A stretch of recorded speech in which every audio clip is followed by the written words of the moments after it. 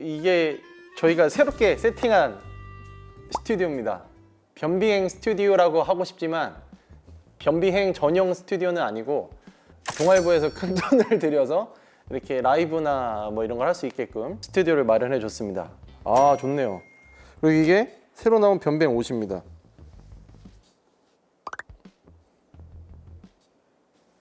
이거 비매품입니까? 아, 그렇습니까?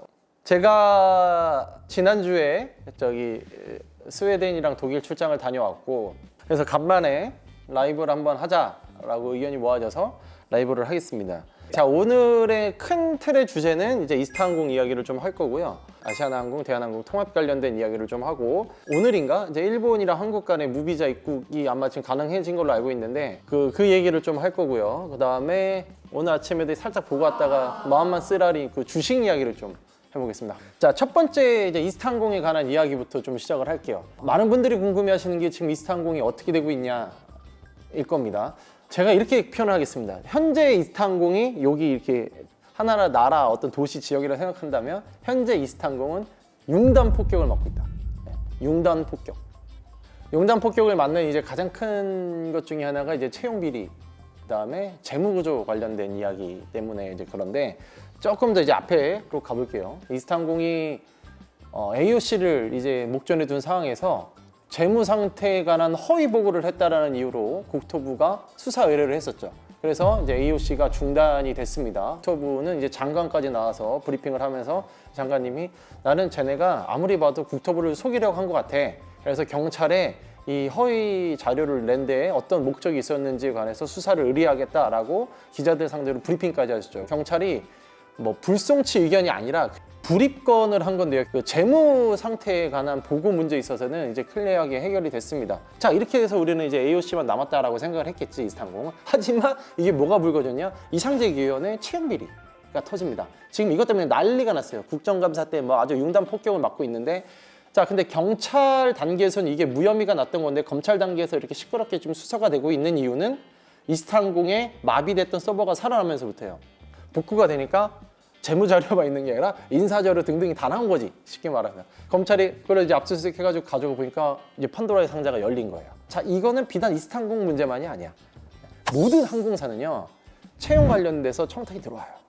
어제까지 나온 보도에 따르면 한 100명 정도가 그렇다라는 건데, 이게 말을 굉장히 잘 받아들여야 됩니다. 자, 지금 있는 인원의 100명이 부정한 방법으로 채용이 됐느냐냐, 아니면 그때 당시에 우리가 해보니까 이스타항공의 역사상 100명 정도가 부정한 방법으로 채용 절차를 밟았느냐, 이거는 아다르고 어다르고의 문제이기 때문에 취재를 할 때나 그다음에 기사를 쓸 때나 우리가 해석을 할 때나 조심을 해야 되는 부분이에요.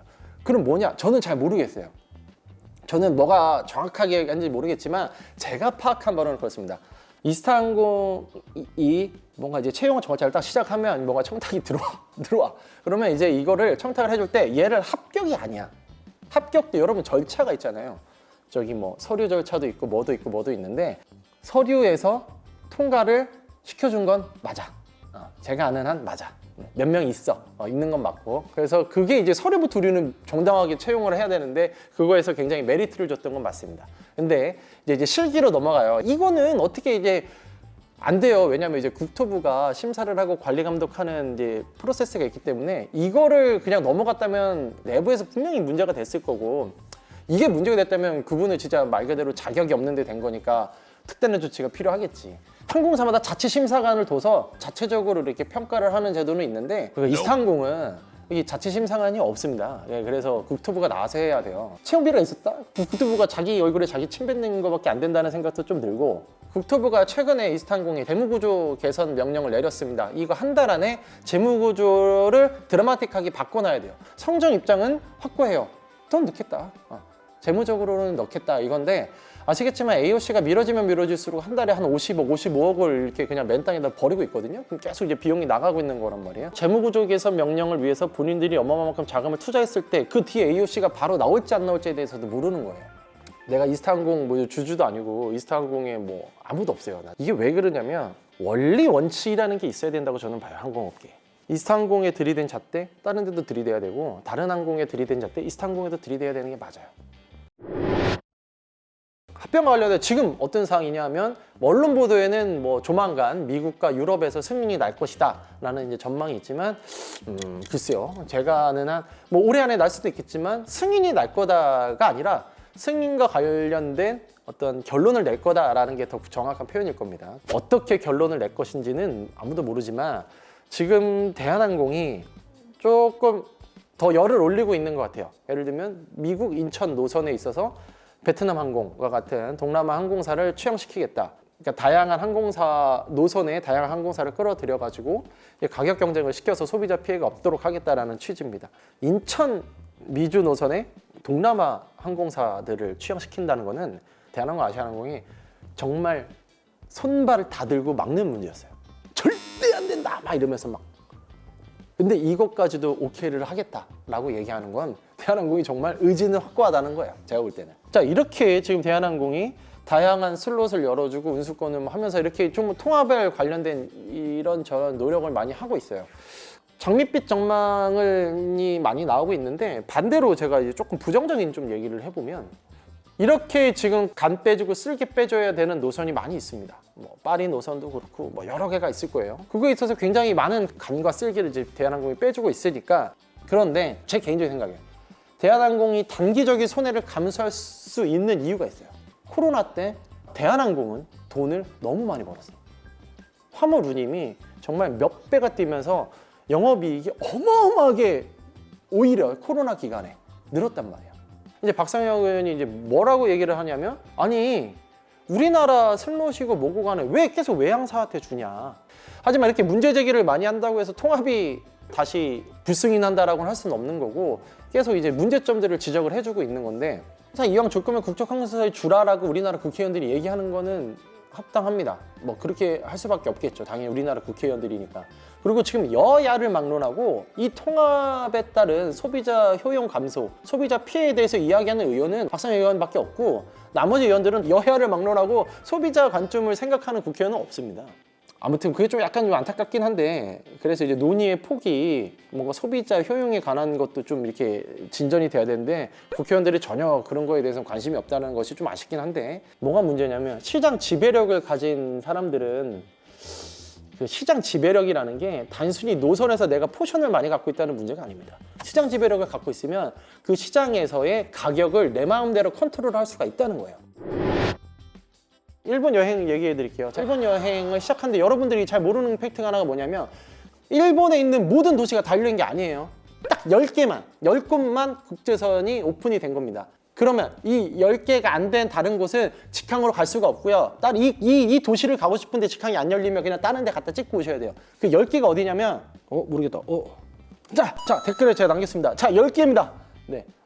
여러분 이걸 아셔야 돼. 자, 그러면 지금 이제 항공권 가격이 어마어마하게 오르겠죠. 우리가 왜 일본을 왜 많이 가려고 했냐는 이유 중에 하나가 그 항공권료가 매우 싸단 말이에요. 지금 특히 이제 엔화가 너무 바닥을 치고 있어갖고 여행하기 정말 딱 좋은 날이야. 딱 좋은 날인데 이 10곳만 오픈을 해서 10곳에 몰리면 가격은 어느 정도 운임이 유지가 될 겁니다. 자, 그리고 또 하나. 여러분 이건 알아야 돼. 그러면 옛날만큼 가격이 낮아지는 게 언제쯤 돌아올 거냐? 저는 이거 안 돌아온다고 봐요. 옛날만큼은. 왜냐하면 항공사들 입장에서만 생각을 해보겠습니다. 첫 번째, 일본은 미친 듯이 가격을 낮추는 치킨 게임이 벌어지고 있었던 데야. 그래서 치킨 게임이 발생하면 서로 죽는다는 걸 너무 잘 알아. 그렇기 때문에 치킨 게임을 굉장히 피하려고 노력을 많이 할 거고요. 그래서 증편을 오히려 제가 볼 때는 덜 할 것 같아요. 왜냐하면 일단 코로나 이전만큼의 수요가 많이 올라오지도 않았을 뿐더러 안 올라왔는데 증편을 많이 할 항공사는 없어요. 또 하나, 이 수요가 지금 코로나 이후에 여행을 많이 가려는 수요가 올라오긴 했지만 갑자기 고물가 때문에 요즘 많이 힘들잖아 사람들이. 그래서 여행 경비를 착 줄인단 말이야. 그럼 수요가 안 올라오는 이상 증편을 안 해. 그럼 증편을 안 한다는 거는 이 가격대가 그대로 유지가 된다는 말이에요. 항공권 가격 높게 유지될 가능성이 높다.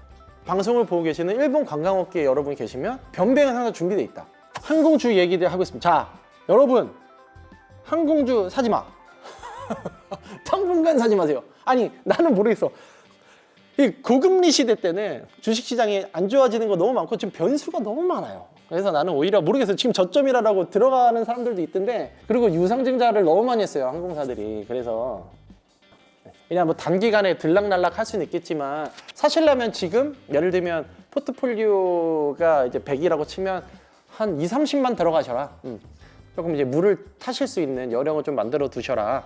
아까 말했잖아요. 아직까지 우리나라 항공 수요가 많이 올라오지가 않았습니다. 많이 올라오지가 않았고, 항공사들은 여전히 어려워요. 지금 재무적으로 이 유상증자나 다양한 것을 했기 때문에 이것을 나중에 만회하려면 몇 년의 시간이 걸릴 거예요. 그래서 과거의 영광스러운 뭐 예를 들면 제주항공 뭐 4, 5만 원대 이런 거는 제가 볼 때는 진짜 오랜 기간이 걸릴 것 같고요. 네. 자, 오늘 뭐 변비행 또 뭐 여러 개 말을 좀 막 풀어냈네요. 자, 오늘 변비행 여기서 마치도록 하겠습니다. 네. 변비행은 항공업계를 응원합니다. 뜨른 뜨른 뜬뜬 뜨드드드.